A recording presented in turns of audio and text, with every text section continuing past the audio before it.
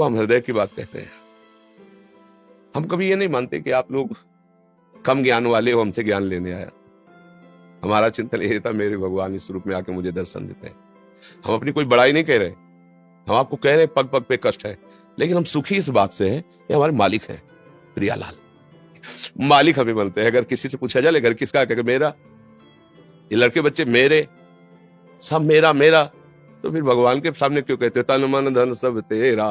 यही बातें भी नहीं कहते, तन मन धन सब तेरा, और कहते क्या लागे मेरा। कितनी बढ़िया बात कह रहे भगवान से। और भगवान जब अपनी चीज लेना चाहते तो फिर गाली शुरू करते, कितने निर्दयी भगवान है, ऐसा भगवान ने क्यों किया? क्योंकि तुमने कहा है तन मन धन सब तेरा। अब उनकी वस्तु वो खेल रहे, तुम्हें क्या परेशानी? अब लोग झूठे हैं, अपने को मालिक मानते हैं, और इसी कारण हम भोजा माया का नहीं तो आपको अगर पूरे भारत का, पूरे विश्व का भी कार्य दे दिया जाए, मालिक केवल भगवान को मानना, आप टेंशन रहित रहेंगे, अपने घर चलते। आपने अपना घर बना रखा, मालिक उसके बन बैठे, तो इस समस्या को आप इसीलिए ले झेल पा रहे। कोई भी समस्या हो आप इसीलिए ले झेल, हर समस्या का समाधान इनको मालिक बना लो, सच्ची कहते हैं, तुम ऐसे निकल जाओगे, हर समस्या का समाधान। पर वो क्या होता है कि ज्ञान उसी को प्राप्त होता है जो जाना, उस पर तत्पर होकर के इंद्रियों को रोका।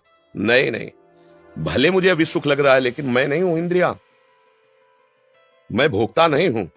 सुना है शास्त्रों में संतों से, अब इसको सिद्ध करूंगा।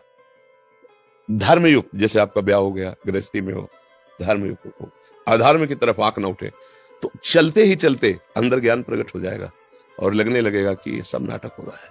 वो अंदर जैसा चिंतन होता है ना, वैसे समझ में आता है। और जब आपका आचार विचार सही रहेगा ना, तो जैसे निर्मल जल में नीचे की वस्तु क्या समझ में आ जाता है, ऐसे ही बुद्धि जहां निर्मल हुई तो समझ में आने लगता है मैं शरीर नहीं हूं, ये इंद्रियां मुझे भोगों में फंसा रही है, भोग मुझे नहीं चाहिए, मैं तो प्रभु का हूं। जो सुख की चाह वो तो भगवदानंद की है। देहाभिमान गलित होने के लिए बिल्कुल सटीक औषधि है। आप किसी वृद्ध की सेवा या असहाय की सेवा, चाहे वो मान लो पशु पक्षी कोई ऐसा है, चिंतन, इससे बहुत जल्दी लाभ मिलेगा, बहुत जल्दी।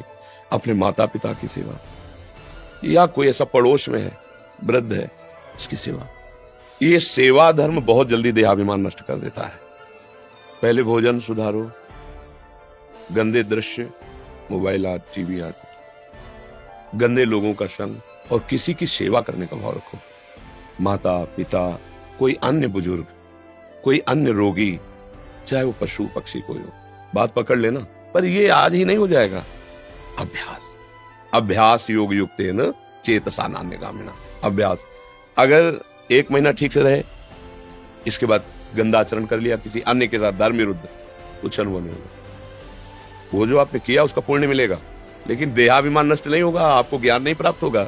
समझना, एक को चिंतन में दिखाई देता है स्त्री पुरुष सब, और एक के चिंतन में दिखाई केवल भगवान, एक के चिंतन में आता है संसार सब भ्रष्ट है, दुष्ट है, नाटक है, छल, क्योंकि उसको वही भरा है।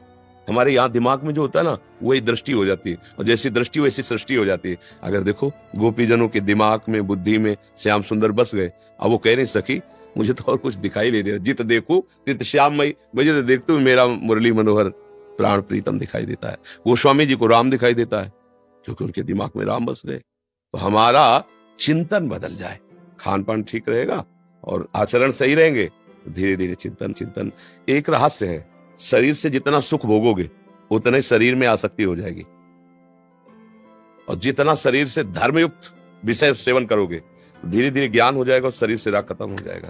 प्रायः हमारी गलती यही होती है कि हम सुख भोगने के लिए धर्म का त्याग कर देते हैं, तो सुख मिलता नहीं, आसक्ति और बढ़ती जाती है, पतन हमारा हो जाता है।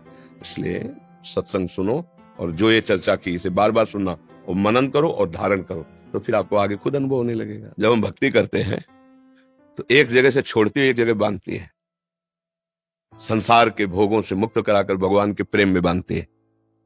समझ रहे ना? हाँ, संसार के बंधन से मुक्त करती है और भगवान के प्रेम में ऐसा बांध देती है कि अब भगवान भी चाहे तो नहीं छूट सकता। जय श्री भट्ट प्रेम रस बंधन, क्यों छूटे दृढ़ बंध, बसो मेरे नैनन में दो क्षण। अब नहीं, अब तो बेल फैल गई, जाने सब कोई, मेरे तो गिरधर गोपाल, सब छूट गया, दूसरो न कोई, बंद कहां गया, मेरे तो गिरधर गोपाल। भक्ति दोनों काम करती है, संसार से छुड़ाकर और भगवान में बांध देती है। अब ये बंधन नहीं टूट सकता, ये सत्य बंधन है। अब ये तो बस जिस पर तुम हो रीझते, क्या देते यदुवीर, रोना, सिसकना, तड़पना, आहों की जागीर।